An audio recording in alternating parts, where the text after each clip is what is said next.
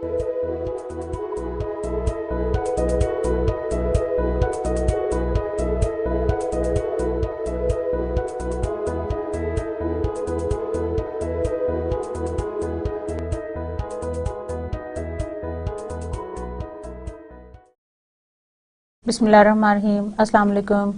Dear students, welcome to lecture number 20. Today's topic is about the weather derivatives and energy derivatives, and we will be going to discuss the financial management through weather risk with the help of energy derivatives. आप सोच रहे होंगे कि अभी तक तो हमने जितने भी derivative securities पढ़ी वो we were talking about the stock indices और futures और different इस तरह के interest rate future contracts और ये वाले सारे, तो ये weather energy derivatives क्या होता है? स्टूडेंट्स, आज का टॉपिक बहुत इंटरेस्टिंग है from the point of view कि वैसे तो डेरिवेटिव्स के बारे में आपने अभी तक आपको खासा साउंड नॉलेज आ गया because today is the 20th lecture और मैं आपको बैकग्राउंड देती आई हूँ about the different types of derivative securities. Currency based भी थे, स्टॉक इंडेक्स बेस्ड थे, treasury bond future contracts and interest rate future contracts and so many others. लेकिन आज जो टॉपिक है वो बहुत यूनिक है इन द सेंस कि यहाँ पे जो हमारा इस जो डेरिवेटिव इंस्ट्रूमेंट्स हैं इनका जो अंडरलाइंग इंस्ट्रूमेंट है दैट इज वेदर. ठीक है ना. अब आप ये सोच रहे होंगे कि वेदर को हम किस तरह से अंडरलाइंग एसेट रख सकते हैं या हम किस तरह से उसको मेजर कर सकते हैं about different things and how it can be used. These are all the answers, these are all the questions that will be in your mind and the answer is going to be given to you in this lecture कि हम energy derivatives के through या weather derivatives के through किस तरह से अपने आप को हेज कर सकते हैं अगेंस्ट एनी अनफोर्सीन सर्कमस्टांसेस. अच्छा स्टूडेंट्स, ये जो लेक्चर है दिस इज बेस्ड, आपको मैं लेआउट बता देती हूँ. आज हम करेंगे ये कि कुछ बातें आपको मैं जो चैप्टर है आपकी टेक्स्ट बुक का दैट इज फ्रॉम जॉन हल की किताब से जो चैप्टर नंबर 23 है उसमें से कुछ मैं आपको मटेरियल डिलीवर करूंगी, प्लस एक रिसर्च पेपर है which is based on the energy derivatives जिसके अंदर करंट सिचुएशन है about the energy derivatives and the weather derivatives, and there is going to be a difference which is going to be explained between the insurance and the weather derivatives. तो मैं आपको start में थोड़ा सा introduction दूंगी और बताऊंगी कि ये क्या चीज है, किस तरह से ये ऑपरेट करता है, and then we are going to move forward. We will also be going to discuss the pricing strategies for the weather derivatives और किस तरह से इम्प्लीमेंट होते हैं, कौन से सेक्टर्स में ज्यादा ये इस्तेमाल हो रहे हैं, कौन से सेक्टर्स के लिए ज्यादा इंपॉर्टेंट है कि वो वेदर डेरिवेटिव्स को यूज कर लें, किस तरह की जगहों पे या जोग्राफिक लोकेशंस के लिए ये ज्यादा इंपॉर्टेंट है कि वो वेदर डेरिवेटिव्स को यूज करें. तो स्टूडेंट्स, बहुत इंटरेस्टिंग टॉपिक्स अपकमिंग लेक्चर्स जितने भी हैं, अभी हमारा जो डाइवर्जन है वो चेंज हो गया, हम लोग डाइवर्ट कर गए हैं from the wholly solely textbook से लेके अब हम डिफरेंट जो एक्सपीरियंसेस हैं around the world with the help of case studies, with the help of research papers, with the help of recent literature, I am going to share with you guys about the derivative securities. तो interesting evidences हैं about different things, different countries and different securities which are being used. जो अभी तक आपको एक knowledge हो गया है, नो हाउ हो गया अबाउट द डेरिवेटिव सिक्योरिटीज, उसी को हम आगे लेके चलेंगे. So first of all, what is meant by energy derivatives, जो आपको स्लाइड में सामने लिखा हुआ नजर आ रहा है, weather, energy and insurance derivatives. तो आज के टॉपिक में आज हम इसकी जो तीनों चीजें हैं that is whether, energy and insurance, ये जो डेरिवेटिव्स हैं ये किस तरह से यूज हो रहे हैं और इनकी फाइनेंशियल मैनेजमेंट किस तरह से होती है, that we are going to discuss today. जैसे कि स्टूडेंट्स आपको पता है कि the most common underlying variables क्या थे, जैसे कि मैं आपको हमेशा एग्जांपल देती हूँ. Suppose this is the derivative security और डेरिवेटिव सिक्योरिटी के एक अंडरलाइंग एसेट होता है जिससे इस सिक्योरिटी की प्राइस डिटरमिन होती है. Suppose this is the security, ये आपका इंस्ट्रूमेंट है, इसकी जो वैल्यू डिटरमिन हो रही है that is from some underlying asset that might be some commodity, that might be some currency, that might be some index or so on and so forth. अच्छा जी, अभी तक जितने आपने पढ़े the most common underlying variables in the derivative contracts are, guess करेंगे कौन कौन से? Yes, अभी बता रही थी आपको, they are the most common underlying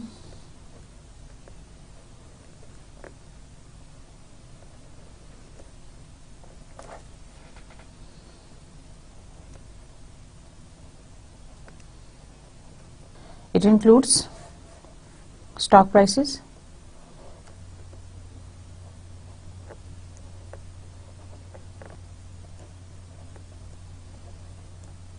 stock prices. Then we have exchange rates, interest rates, and commodity prices. So the most common underlying assets which are commonly in the derivative contracts, they are stock prices, exchange rates, interest rates, and commodity prices. अच्छा जी, the future forward options and swap contracts on these variables have been outstandingly successful. अच्छा, अब ये जो हमने इससे पहले अभी तक जितने भी डेरिवेटिव सिक्योरिटीज पढ़े हैं, जैसे फ्यूचर कॉन्ट्रैक्ट्स हो गए या फॉरवर्ड कॉन्ट्रैक्ट्स हो गए, ऑप्शंस एंड स्वैप्स इन वेरिएबल्स के ऊपर, they have been outstandingly very very successful.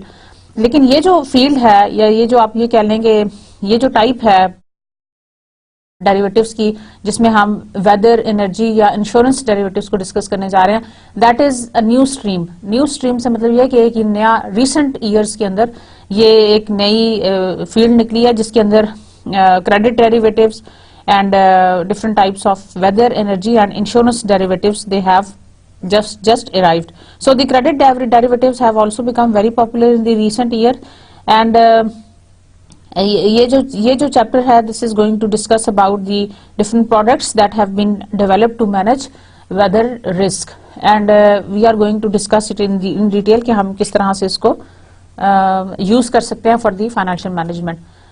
So we are going to discuss the issues in the weather risk management, then the development of the weather risk management and role of weather derivatives as financial tool for the weather risk management. So we are going to use the weather derivatives for the financial management or as a financial tool for the weather risk management. First of all, what are the issues in the weather risk management? As you know students के global climate change is gaining intensity. हम जब भी बात करते हैं weather की, साथ ही हमारे पास जो एक दूसरा लफ्ज फौरन हमारे ज़हन में आता है, that is about the climate. What is the difference by the way between climate and weather? आप क्या कहते हैं? Any idea?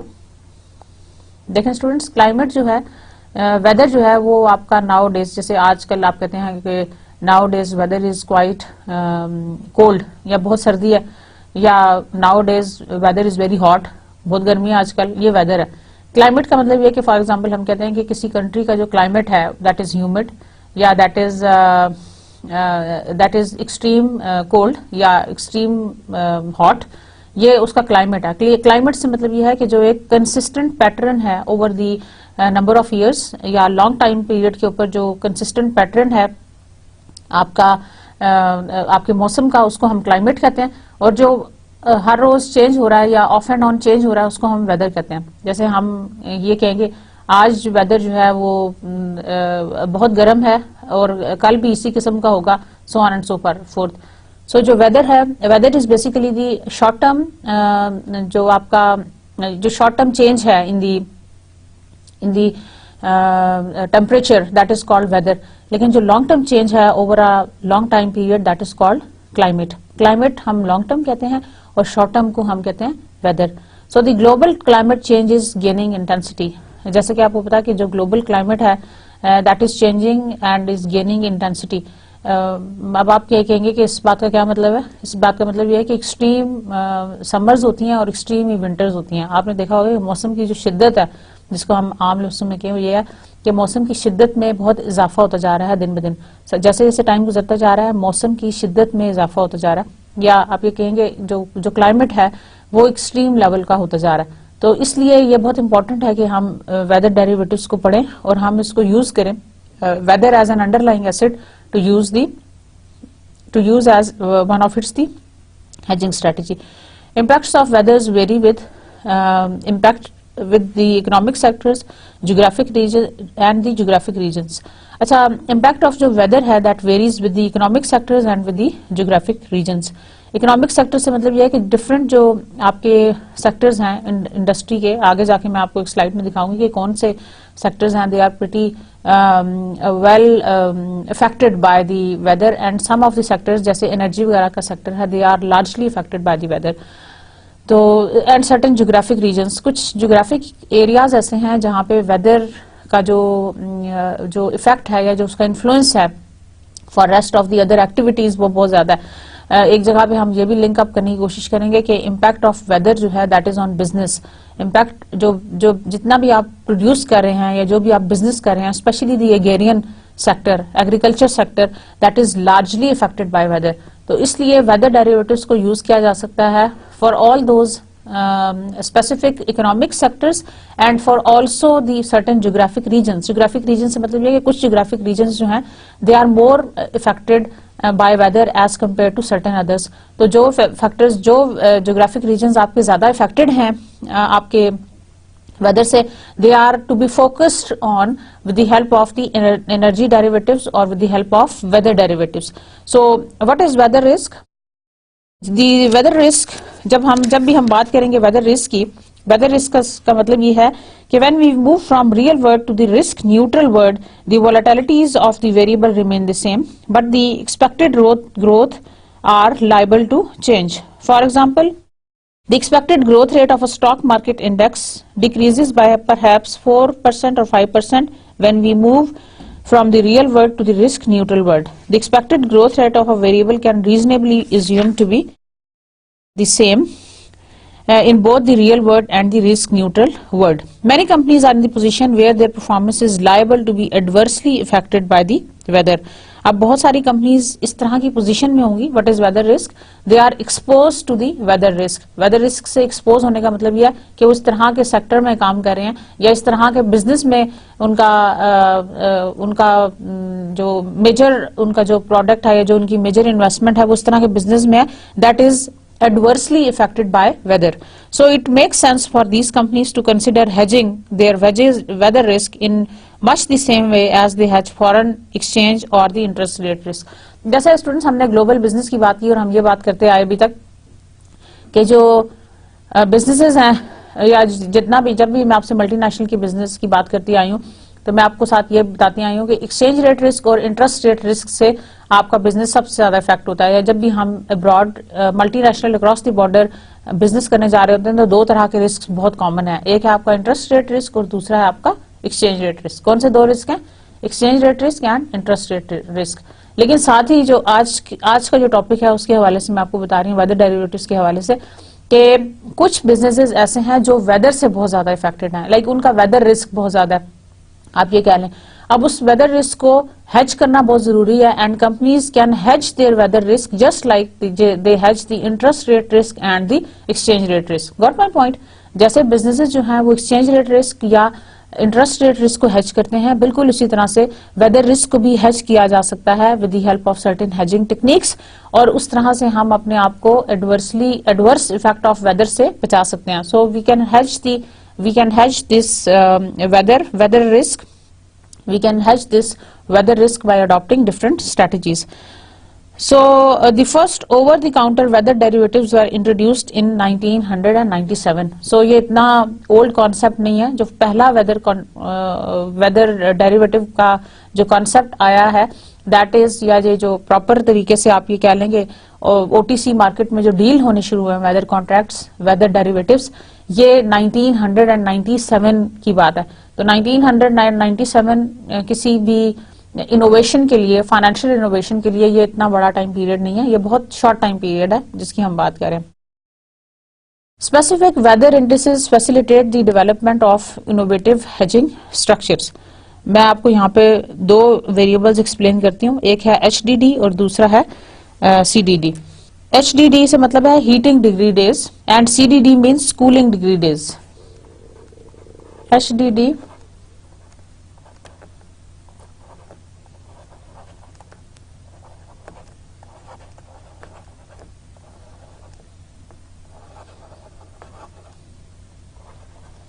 and CDD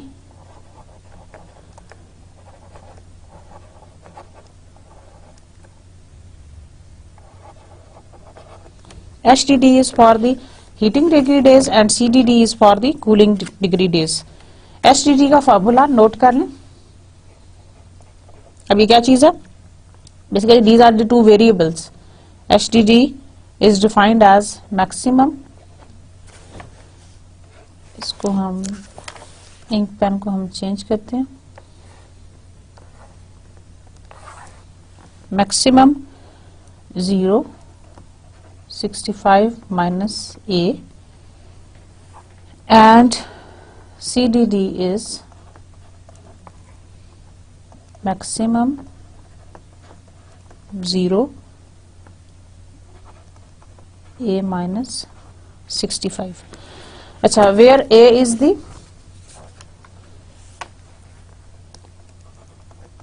equal to average of the highest and lowest temperature during the day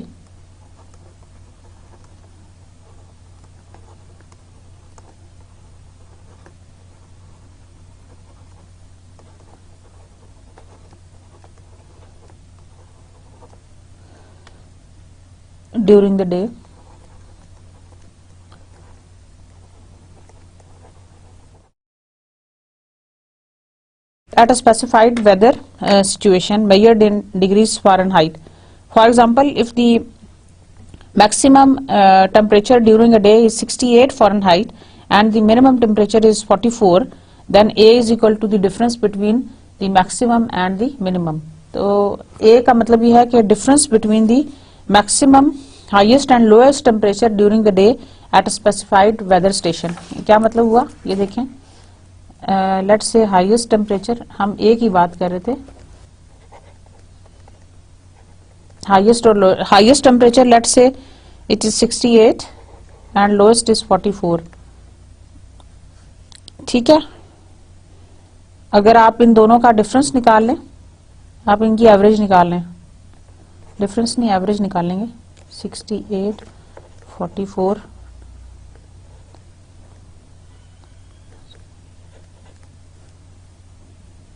divided by 2, 2 5s are 10 और 2 6 are 12. So 56 degree जो है वो average आ गई.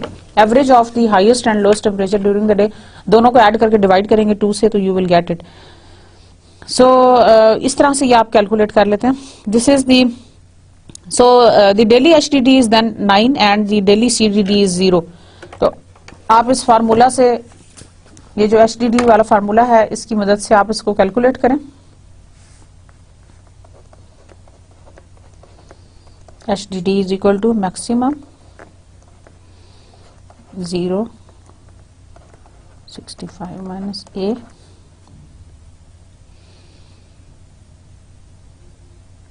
इसमें पुट कर लेंगे 65 minus 54 is equal to 65 minus 54, simple सी कैलकुलेशन 11.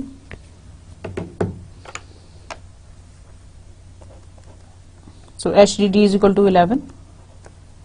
ये आपका आंसर आ. इसी तरह आप CDD को भी कैलकुलेट कर सकते हैं with the help of same formula.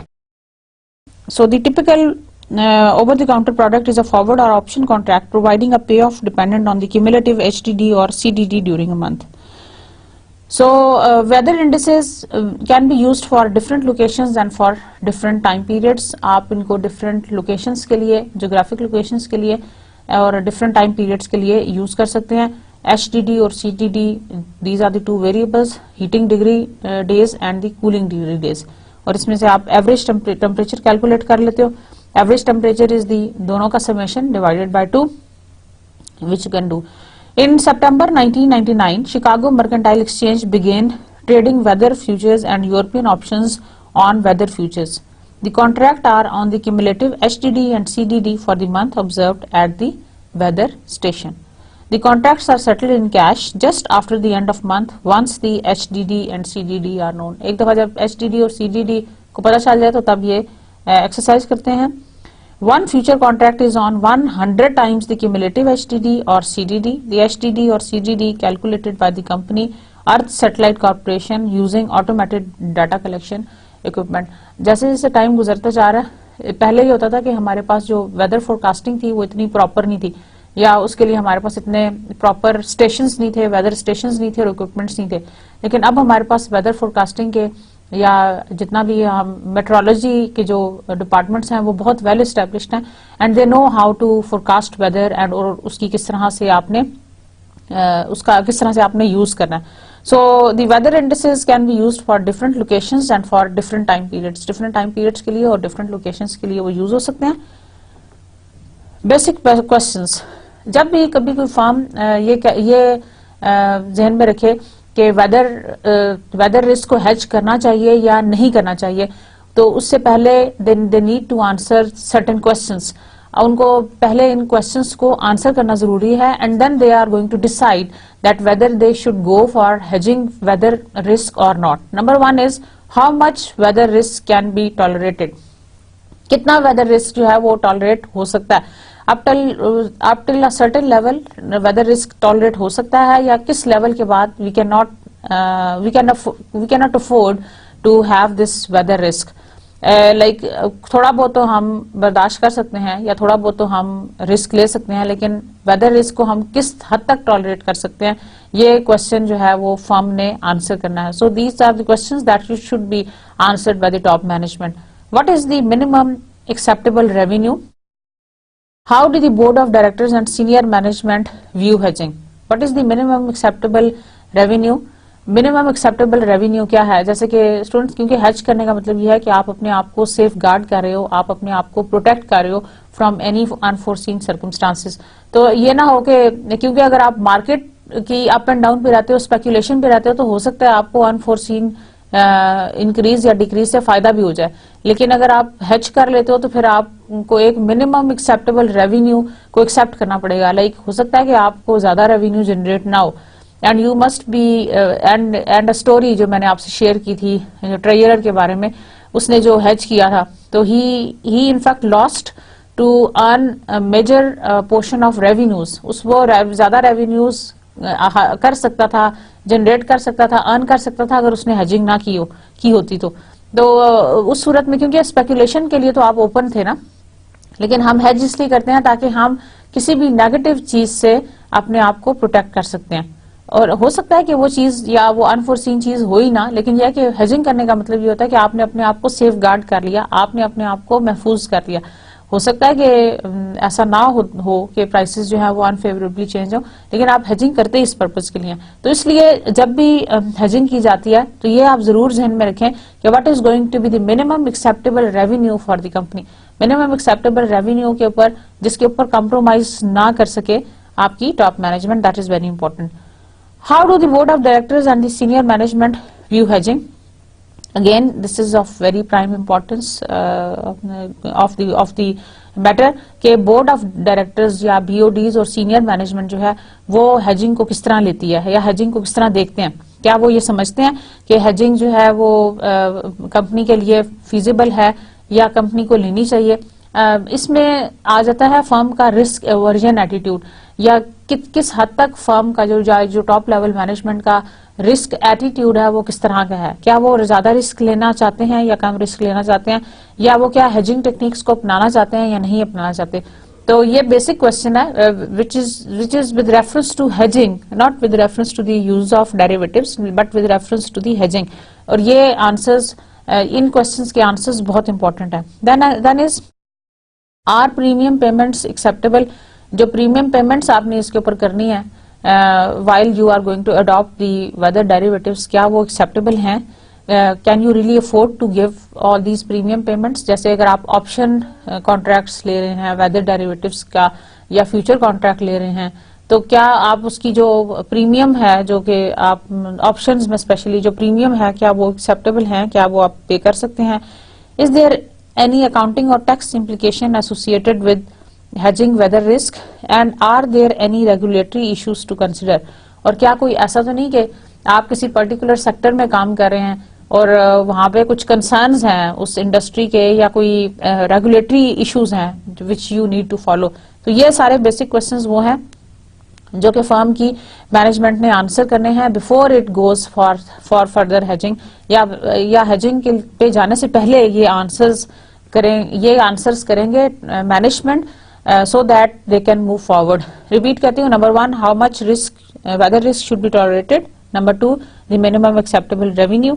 Number 3, the board of director and senior management view about hedging. Number 4, premium payments acceptable. Number 5, accounting and tax implications. And number 6 is regulatory issues concerning with the weather derivatives. So how would you decide that whether you are going to hedge with the help of this weather risk, आप ये करेंगे या नहीं करेंगे, that all depends on the decision criteria. And what is your decision criteria? It is going to be based on number 1 cost benefit analysis, number 2 future contracts, and number 3 is options. पहली बात तो ये है कि आपने cost benefit analysis कर लेना किसी भी चीज को ऑप्ट करने के लिए, चाहे आप फ्यूचर कॉन्ट्रैक्ट्स लेने जा रहे हैं या ऑप्शन कॉन्ट्रैक्ट्स लेने जा रहे हैं, आपने ये देख लेना है कि अगर if I adopt this future contract, अगर मैं ये डेरिवेटिव परचेज कर लूं या ये एग्रीमेंट, इस डेरिवेटिव के एग्रीमेंट में एंटर हो जाऊं, शॉर्ट पोजीशन ले लूं या लॉन्ग पोजीशन ले लूं, what is the cost and साथ ही साथ व्हाट इज द बेनिफिट। अगर आप फ्यूचर कॉन्ट्रैक्ट में एंटर हो रहे हैं तो जाहिर है, अगर आप फर्स्ट टाइम एंटर हो रहे हैं तो आपकी जो भी अकाउंट ओपनिंग है, जो इनिशियल मार्जिन रिक्वायरमेंट है और जो बाकी सारी चीजें हैं वो काउंट करेंगी। And in the case of options premium is additional, premium भी देखेंगे आपके क्या प्रीमियम एक्सेप्टेबल है या नहीं है। तो आपका डिसीजन क्राइटेरिया इस चीज के ऊपर डिपेंड करेगा that whether it is important for you to take all this options or not. Okay, now impact of weather on the economy. आप सोच रहे होंगे कि वेदर का इकोनॉमी के साथ क्या ताल्लुक है। बिल्कुल ताल्लुक है, वेदर का इकोनॉमी के साथ क्या रिलेशनशिप बनता है, क्योंकि weather is current rather than the average atmospheric conditions. Weather is current rather than the average atmospheric conditions. Weather जो है वो आपका करंट एटमॉस्फेरिक कंडीशन है, वेयर एज क्लाइमेट जो है वो आपका एवरेज एटमॉस्फेरिक कंडीशन है। Let me clear it for you guys again. Weather आपका करंट स्टेट है, जैसे कि मैंने आपको लेक्चर के शुरू में बताया था कि इस वक्त मौसम कैसा है, गर्म है, सर्द है, जो भी। लेकिन जो क्लाइमेट है वो आपका लॉन्ग टर्म, लाइक एक साल के दौरान कैसा मौसम रहा, that becomes the climate. So the average atmospheric condition is called the climate. Weather in variables, अब वेदर के वेरिएबल्स भी बड़े इंटरेस्टिंग है, like it includes humidity, temperature, sunshine hours, cloud cover, visibility and precipitation, fog, rain, snow, sleet and frost। अच्छा, interesting से variables हैं weather के मौसम कितना ह्यूमिड था, हवा में, जिसको कहते हैं हवा में नमी का तनासब, या आप ये कह लें कि कितना ह्यूमिड कितना था, टेम्परेचर क्या था, सनशाइन आवर्स कितने थे, सर्दियों में ज्यादा, सर्दियों में कम होंगे, गर्मियों में ज्यादा होंगे, क्लाउड कवर कितना था, पार्शली क्लाउडेड था। मौसम का आप खबर सुनते होंगे टीवी में और आप अक्सर न्यूज में भी देखते हैं। आजकल तो मोबाइल के ऊपर आपके ऊपर पास सभी के पास वेदर फोरकास्ट आ जाती है, तो आप देखते हैं पार्शली क्लाउडेड है या पार्टली क्लाउडेड है या सनी है या रेन है, ये क्या चीज है। ये सारे जो है ये वेदर के वेरिएबल्स हैं और हम इन्हीं को यूज करके इनको हम यूज करते हुए अपने लिए वो जो है ना डेरिवेटिव सिक्योरिटीज बनाते हैं। Then fog, rain, snow, sleet and frost. वैसे तो क्योंकि जो क्लाइमेट है, क्योंकि वो लॉन्ग रन है, ऑन एवरेज है, दैट कैन बी फोरकास्टेड। लेकिन वेदर जो है वो शॉर्ट रन में होता है या करंट वाली सिचुएशन होती है, तो उसको हम बहुत जल्दी या बहुत एक्यूरेटली प्रिडिक्ट नहीं कर सकते। करते हैं हम, बिल्कुल करते हैं, फोरकास्ट करते हैं। आप कहेंगे कि नहीं हम फोरकास्ट करते हैं, फोरकास्ट आप करते हैं, वेदर फोरकास्ट आती है नेक्स्ट 5 डेज, 15 डेज, 10 डेज, इससे ज्यादा की आप फोरकास्ट नहीं कर सकते। लाइक एक महीने के बाद, आज के एक महीने के बाद, लेट्स से एग्जैक्टली 1 फरवरी को क्या बारिश होगी या नहीं होगी, यू नेवर नो, आपको नहीं पता। इतनी लंबी फोरकास्टिंग नहीं हो सकती, अगर हो सकती है तो उसके अंदर इतनी एक्यूरेसी नहीं होती। जितना टाइम पीरियड करीब होगा फोरकास्टिंग उतनी बेहतर होगी। अच्छा स्टूडेंट्स, हम बात कर रहे थे impact of weather on economy. क्या impact of weather on economy बहुत ज्यादा है। वाई? बिकॉज जो इकोनॉमीज largely based करती हैं on certain products which are sensitive to weather, those economies are largely going to be affected by weather. For example, जो agrarian economy, हम अपने country की economy कहते हैं कि we are living in a country जिसका agriculture sector बहुत strong है। तो एग्री बिजनेस के ऊपर अगर हमारा मेजर जो इकोनॉमी है वो बेस करता है, तो एग्रीकल्चर सेक्टर जो है that is largely affected by weather. तो इकोनॉमी का वेदर के साथ बहुत बड़ा ताल्लुक है, बहुत बड़ा और बहुत गहरा हाथ है इकोनॉमी का वेदर के साथ। आपने देखा होगा। और इसके अलावा जो सर्टेन अनफोर्सीन चीजें होती हैं, इवेंट्स होते हैं, कैटास्ट्रॉफ्स होते हैं, कैटास्ट्रॉफ्स का मतलब है कि अर्थक्वेक आ गया, फ्लड आ गया, इन सब चीजों के इकोनॉमी के ऊपर इन वन वे और दी अदर असरात होते हैं। तो इसलिए बहुत इंपॉर्टेंट है कि हम अपने वेदर रिस्क को किसी न किसी तरह से हेज कर लें। जिन मुल्कों में ज्यादा ज़लज़ले आते हैं, कैटास्ट्रॉफ, जैसे हम जापान की एग्जांपल ले लें, बहुत ज़लज़ले आते हैं, तो इट इज इम्पोर्टेंट कि, या जहाँ पे सुनामी जिन कंट्रीज के अंदर उसका ज्यादा रिस्क है, तो उस तरह की जगहों के ऊपर वेदर रिस्क को हेज करना इज वेरी वेरी इंपॉर्टेंट, और हमें ये टेक्निक्स यूज करनी चाहिए। So the climate is the summary of mean weather conditions over a time period usually based on 30 years of record. अच्छा देखें कितनी लंबी लॉन्ग टर्म प्लानिंग है कि climate is the summary of mean weather conditions over a period of time usually based on the 30 years of record. तो long term उसका जो summary है मीन वेदर की कंडीशंस की, वो आपका क्लाइमेट है। Climates are largely determined by local geographic features, और जो क्लाइमेट्स हैं they are largely determined by the local geographic features. Geographical features का मतलब यह है कि किस तरह की जगह, क्या पहाड़ी इलाका है या मैदानी इलाका है या सहरा है, डेजर्ट है या ट्रॉपिकल है, क्या सी साइड के करीब है, किस तरह का है, that largely is effected by the climate. Okay, now the weather sensitivity. Sensitivity is the degree to which a system will respond to a change in a climate condition. Sensitivity is the degree to which a system will respond to a change in the climate condition. Economically weather sensitive, in 2000 39.1% of the US GDP was affected by weather. अब देख लें students के हम जिसको super power कहते हैं, अगर वो भी इफेक्ट हो सकता है, उसका जीडीपी का 39.1% in 2000 39.1% of the US GDP was affected by weather. तो वेदर सेंसिटिविटी कैलकुलेट करना कि आपकी इकोनॉमी कितनी वेदर सेंसिटिव है, that is very very important. और आप ये पहले देख लें कि कितना उस कंट्री का जो जीडीपी है, जो ग्रॉस डोमेस्टिक प्रोडक्ट है, वो कितना इफेक्ट हुआ है by weather, that is called the weather sensitivity. So you are going to calculate or you are going to estimate that आपका कंट्री जो है वो कितना वेदर सेंसिटिव है, या आपकी जो प्रोडक्ट्स हैं, या जो आपके जो आपकी जो बिजनेस है वो कितना इफेक्टेड है बाय दैट पर्टिकुलर, तो that you should know, that is called the weather sensitivity. Okay, 1/3 of the private industry activities representing annual revenue of some $3 trillion have some degree of weather and climate risk in USA. अच्छा जी students, ये evidences हैं जो कि कुछ मैं आपके सामने पेश कर रही हूँ। These are the 1/3 of the private industry activities.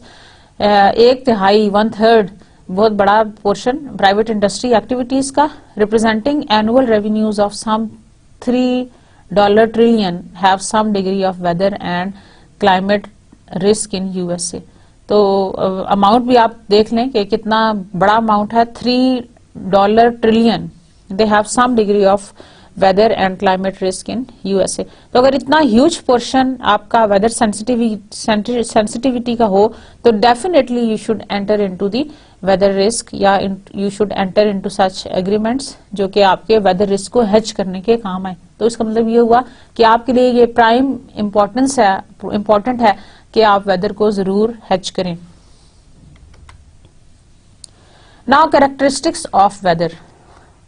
The possibility of injury, damage to property or financial loss due to severe or extreme weather events, unusual seasonal variations such as heat waves or droughts or long-term changes in the climate. So these are the different characteristics: the possibility of injury, damage to property or financial loss due to severe or extreme weather events, unusual seasonal variations. जैसे आपने देखा unusual seasonal variation से मतलब है, जैसे आपने देखा होगा कि उस मौसम में भी बारिशें शुरू हो जाती हैं जब आम तौर पे बारिशें नहीं होती, या आपने सुना होगा कि आपके जैसे जो बुजुर्ग हैं या घर में जो लोग बड़े होते हैं, ग्रैंड पेरेंट्स, वो कहते हैं कि इस मौसम में तो कभी बारिशें नहीं हुई थी, या यह कि इस मौसम में बारिशें नहीं होनी चाहिए।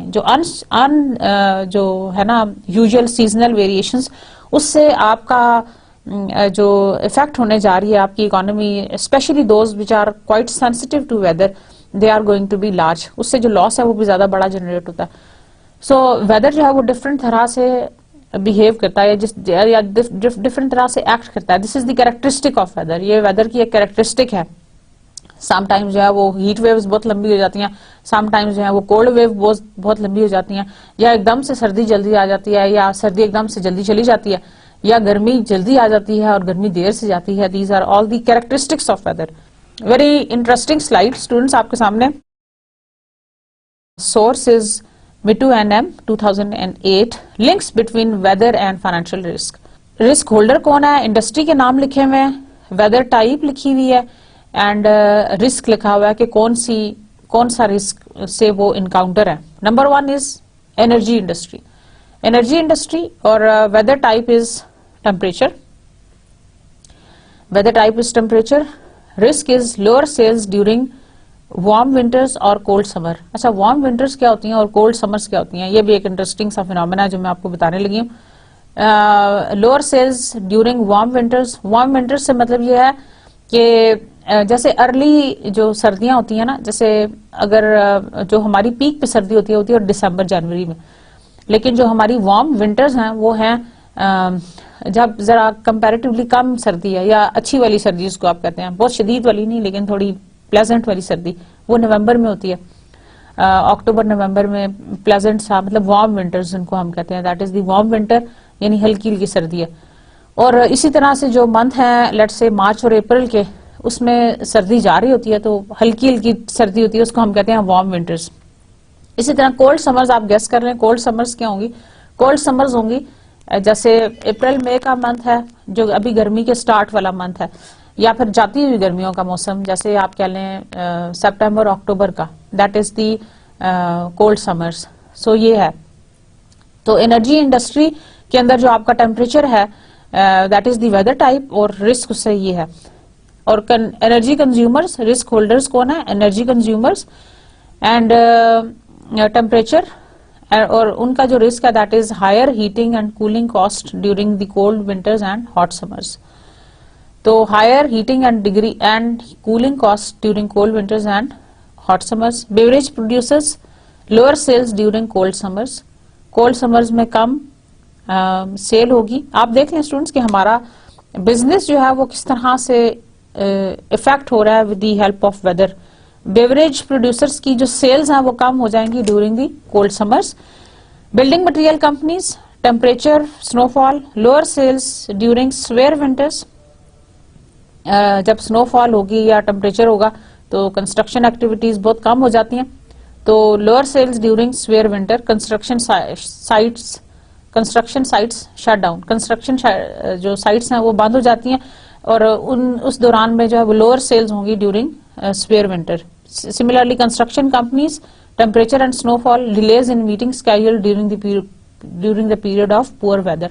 जब वेदर खराब होगा तो सारी एक्टिविटीज, आप देख ले स्टूडेंट्स कि हमारी बिजनेस एक्टिविटीज या जो रिस्क हैं how they are associated with the weather. और वेदर टाइप को दरमियान में लिखा हुआ है, जैसे एक्सट्रीम विंटर्स में, स्नोफॉल में आपकी सेल्स कम हो जाएंगी कंस्ट्रक्शन कंपनीज के हवाले से। Ski resorts, lower revenues during winters with below average snowfall. जब स्नोफॉल स्की रिजॉर्ट्स हैं, स्कीइंग से आप वाकिफ होंगे, जो स्नो के ऊपर it's just like a fun activity कह लें इसको, एक तरह की आप एंजॉय करने के लिए करते हैं स्कीइंग। स्की रिजॉर्ट्स के अंदर जब बहुत ज्यादा बिलो एवरेज स्नोफॉल होगी, जाहिर है आपने स्नो के ऊपर स्कीइंग करनी है, तो अगर स्नो नहीं होगी तो स्कीइंग नहीं होगी। इसलिए जब बिलो एवरेज स्नोफॉल होगी तो उनका जो बिजनेस है वो इफेक्ट होगा, या जो उनके रेवेन्यूज हैं वो कम जनरेट होंगे। Agriculture sector, temperature and snowfall, significant crop losses due to extreme temperatures और रेनफॉल। ये आपको मैं इससे पहले एक्सप्लेन कर चुकी हूँ कि हमारा जो रिस्क है दैट इज के एग्रीकल्चर सेक्टर में that is going to be significant crop losses due to extreme temperature or rainfalls during this particular time period. Municipal governments temperature, higher snow removal cost during winters with above average snowfall. अच्छा, municipal government को का क्या ताल्लुक हो गया, आप देख लें कि किस तरह से हम लिंक अप करें कि वेदर जो है वो किस तरह से डिफरेंट सेक्टर्स को और डिफरेंट कम्युनिटीज को इफेक्ट कर रहा है, डिफरेंट बिजनेसेस को इफेक्ट कर रहा है। आप देखिए municipal governments they are also going to be affected, specially उन मुल्कों में जहां पे बर्फ बहुत ज्यादा पड़ती है, लाइक यूरोपियन कंट्रीज हो गए या स्कैंडिनेवियन कंट्रीज जहां बहुत ज्यादा स्नोफॉल होती है, तो हायर स्नो रिमूवल कॉस्ट, मतलब अब आपने स्नो तो रिमूव करनी है, स्पेशली ऑन दी रोड्स हैं या जो इम्पोर्टेंट जगह है वहां से आपने स्नो रिमूव करनी है, तो स्नो रिमूवल कॉस्ट बहुत ज्यादा हो जाती है during winters with above average snowfall. अगर एवरेज से ज्यादा स्नोफॉल होनी शुरू हो जाए तो उसको साइड पे करने के लिए it becomes even more. Road salt companies temperature, lower revenues during snowfall winters. Similarly, hydroelectric power generation, precipitation, lower revenues during the period of drought. तो हाइड्रोइलेक्ट्रिक पावर जनरेशन जो है वो भी इफेक्ट होती हैं अगर बारिश जो है वो मामूल के मुताबिक ना हो। सो स्टूडेंट्स आप देख लें कि कितने इंटरेस्टिंग एविडेंसेस मैंने आपको बताए कि how does the weather is going to affect a sector and what are the risks which are encountered with that particular industry. तो अगर मैं आपसे ये क्वेश्चन पूछ लूं एग्जाम में कि what are the risks which can be faced by different sectors or by different businesses because of weather, so you should explain all these examples कि इस तरह से they are going to be affected. So let's move on. All possible changes of weather affect consumed volumes of commodities. Thus weather risk is commonly titled also as volumetric risk. अच्छा students, ये भी एक बड़े interesting और मजे की बात है कि all possible changes of weather affect consumed volumes of commodities.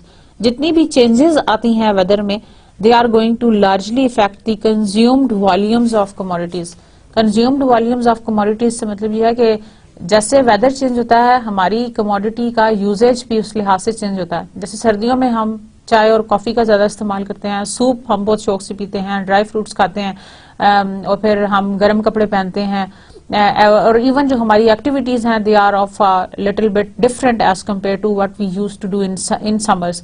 Summers में जो है वो समर्स के हवाले से जो समर्स के प्रोडक्ट्स की सेल्स हैं वो ज्यादा हो जाती हैं, जिसमें जूसेस हैं, आपके लिक्विड्स हैं, फिर इसी तरह से आपकी आइसक्रीम है, और मजे मजे की चीजों की आपको मैं एग्जांपल दूं तो आपको समझ आएगा। एंड देन सिमिलरली गारमेंट्स में आपकी जो डिफरेंट चीजें हैं वो इस्तेमाल होती हैं। देन आपके जो एयर कंडीशनर्स और घर में आपके रेफ्रिजरेशंस और ये सारी चीजें आपका इस्तेमाल ज्यादा बढ़ जाता है। गर्मियों में जो है वो गैस हीटर्स और electric heaters and so on so forth उसकी कंजम्पशन ज्यादा बढ़ जाती है एज कम्पेयर टू समर्स। तो वॉल्यूम आपका जो वेदर है that is going to affect the volume, तो हम इसको ये कह देंगे कि this is called the volumetric risk. Volumetric risk यानी कि वेदर चेंजेस की वजह से आपका consumed volume of commodities affect होने जा रहा है। जैसे जैसे वेदर चेंज होगा आपका जो कंज्यूम्ड वॉल्यूम ऑफ कमोडिटी है वो भी चेंज हो जाता है या वो भी इंक्रीज या डिक्रीज कर जाता है।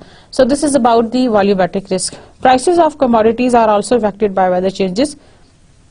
आपको पता स्टूडेंट्स के जिस चीज का मौसम होता है उस मौसम में वो चीज फिर आपको कंपैरेटिवली महंगी मिलती है, ठीक है ना। इंटरेस्टिंग सी एग्जांपल मैं आपको बताती हूँ। अगर आप सख्त गर्मियों में ब्लैंकेट लेने चले जाएं या कोल्ट लेने चले जाएं तो शायद आपको वो कम प्राइस में मिल जाए एज कम्पेयर टू अगर आप सर्दियों में चले जाएं, टॉप पीक सीजन पे चले जाएं तो आपको डेफिनेटली वही चीज ज्यादा प्राइस में मिलेगी। या अगर सही टॉप जो पीक की सर्दी है उसमें आप रूम कूलर लेने चले जाएं तो आपको कंपैरेटिवली लोअर प्राइस में मिल जाएगा as compare to other. So commodities की प्राइसेस या चीजों की प्राइसेस जो है विद दी वेदर चेंजेस वो बढ़ जाती है। या अगर आप सख्त सर्दियों में आम खाने की फरमाइश करें तो फिर आपको बहुत महंगे आम लेके खाने पड़ेंगे, और इसी तरह अगर आप बहुत सख्त गर्मियों में ऑरेंजेस खाने की फरमाइश करें तो then you are going to.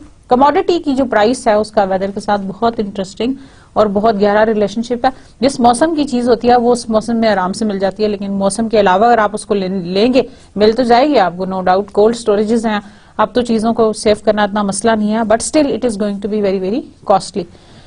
So interesting है ना।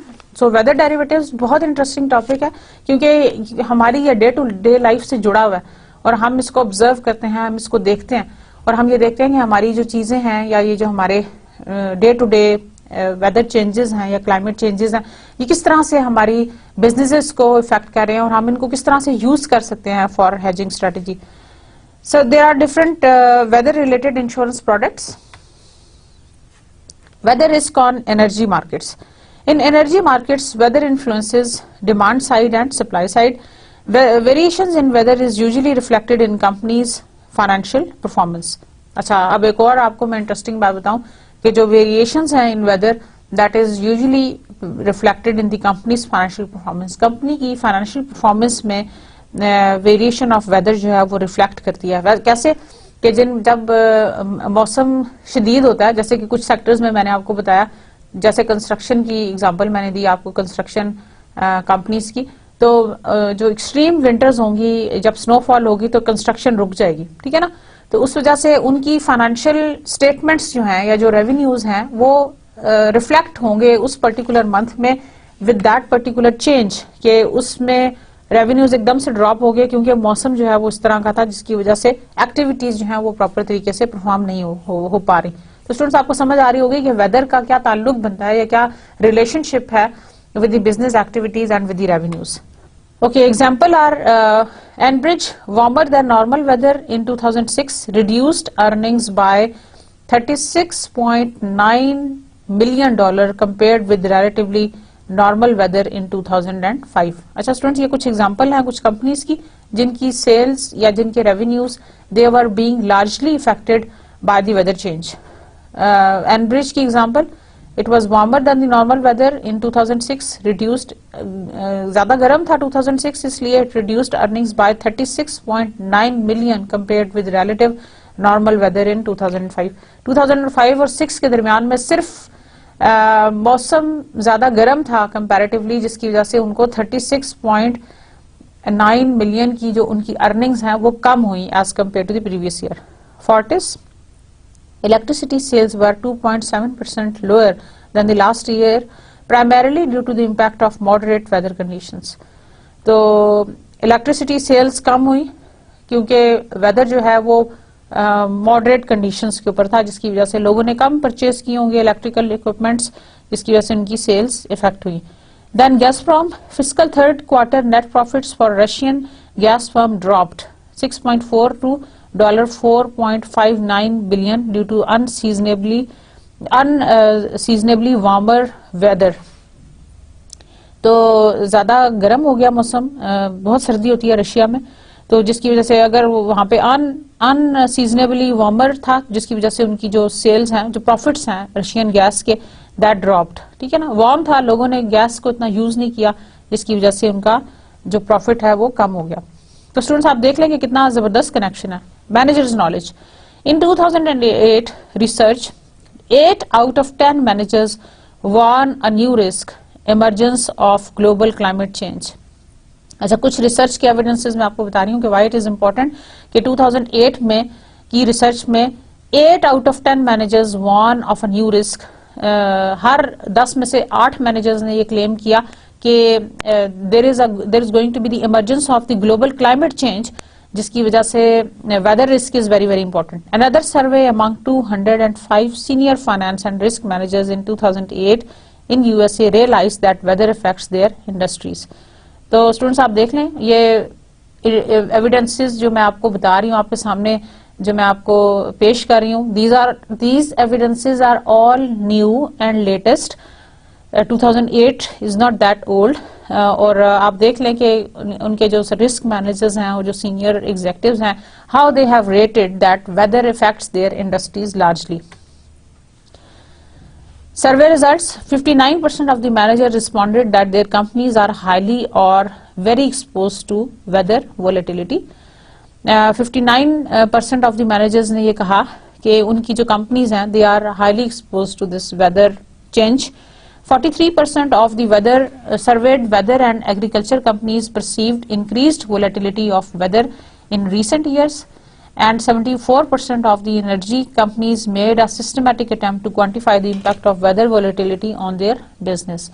51% of all the respondents realizes that their companies were not well prepared to cope with weather risk on an on an everyday basis.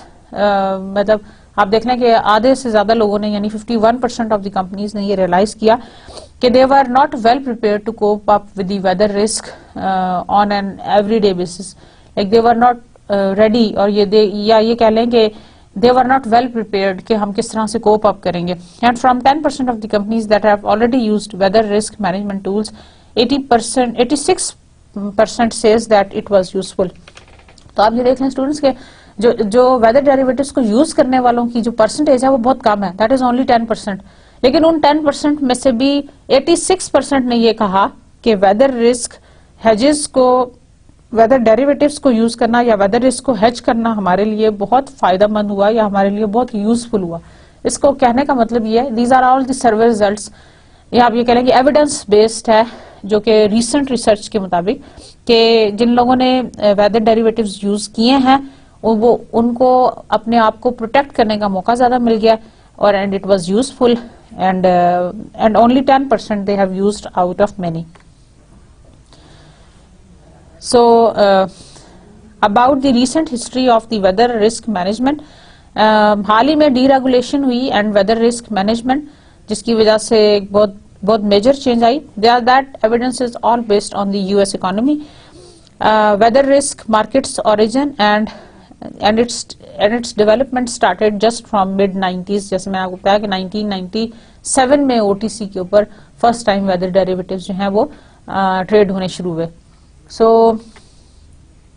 deregulation and weather risk management. Deregulation of energy markets in the US was the primary catalyst in shaping the global weather risk market. अच्छा, जो US के अंदर जो deregulation of energy markets हुई, that was the primary catalyst in shaping the global weather risk market. Primary catalyst से मतलब ये है कि they helped या they were useful in expediting the use of this weather risk management.